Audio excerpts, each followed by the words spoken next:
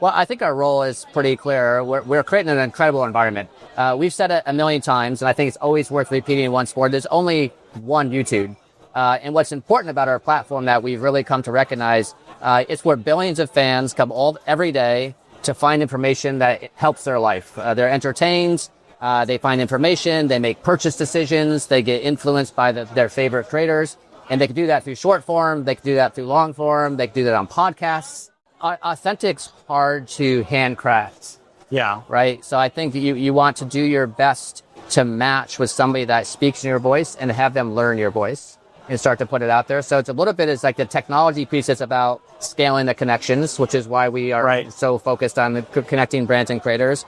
And then a little bit is about allowing them to work with each other to create the right formats. And it's not bidding on a display ad. It's really different. And then we get into the advertising aspect where we're using a lot of AI-based advertising to put the right audience in front of the right brands and take advantage of that so they can get good outcomes. That's really the most important part. Right. It's hard to generalize YouTube just because there's so many parts of YouTube. If you're talking about YouTube proper app on TV, I would just say it's still misunderstood.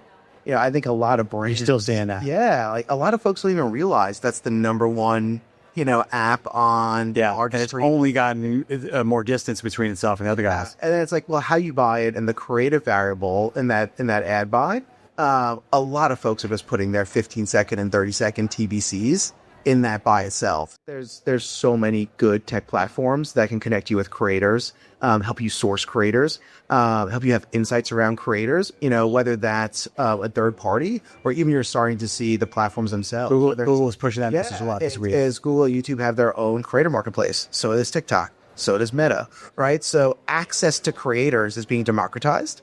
The art of who's up and coming, who should I actually work with, who's emerging in culture, like the cultural strategy piece of it all is the secret source of creators. Yeah, absolutely. They're called the gateway generation because they actually consume so much influencer content and they're so media savvy, but they bring that influence from the people they're watching into the household and have extraordinary influence over household purchases. So 49% of parents of alpha kids report that their kids are making household purchase decisions. And we're not talking about like what's for dinner or where we're going on vacation, though that's true. It's also things like which smart refrigerator we're buying.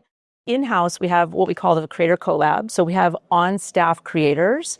And what this allows brands to do is to move fast with creators who have the ability to stay on brief and can produce polished social content. Yeah, definitely tech AI is very important to us, important to our future, important to the way we're buying media. But also the humans that are thinking about the tech are important. And as it relates to YouTube, things, what are the insights we can get that will help us make better campaigns on YouTube with creators? What's the different creative versions that we can leverage AI to help us have more effective and more impactful creative when it comes to YouTube, things like that. YouTube continues to steal from television. That's happening year over year over year.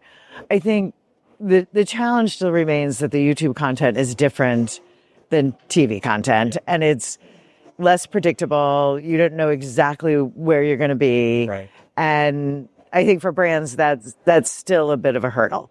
But from a reach perspective, you have to be there, especially for certain if you're not there for young people, you're not hitting young people. Right. So I think brands are getting more and more comfortable with it.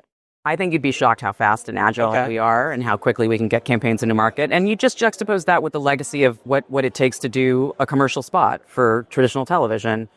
The production time, the lead time, everything that goes into it. So we should equate it to that, not a programmatic real-time bidding. Not necessarily a real-time bidding environment, because you're investing in your brand. You're creating awareness of your brand when you engage in creative. Shouldn't rush that. Right? Correct. It should be very deliberate. Get that right. And you're buying what these people have is their audience and authenticity.